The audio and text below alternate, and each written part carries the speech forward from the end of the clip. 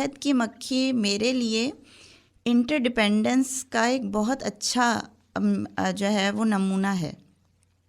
میرے خیال میں سائنس جاننے والے، ماحولیاتی مسائل کے اوپر تھوڑی سی نظر رکھنے والے لوگ جانتے ہوں گے کہ شہد کی مکھی اگر ختم ہو جائے تو ساری لیونگ تھنگس جو ہیں وہ سیارہ زمین سے ختم ہو جائیں گی. اس کی وجہ یہ ہے کہ شہد کی مکھی پولینیشن کا ایک بہت بنیادی ذریعہ ہے.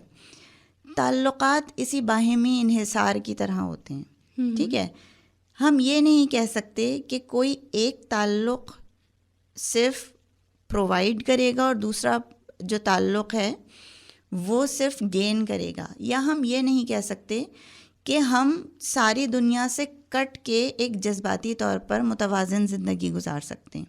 تو باہمی انحصار کا کانسیپٹ سمجھنا بہت ضروری ہے. یہ سمجھنا بہت ضروری ہے کہ ہم میں سے ہر کوئی 100% انڈیپینڈنٹ نہیں ہے اور 100% ہر کوئی ڈپینڈنٹ نہیں ہے.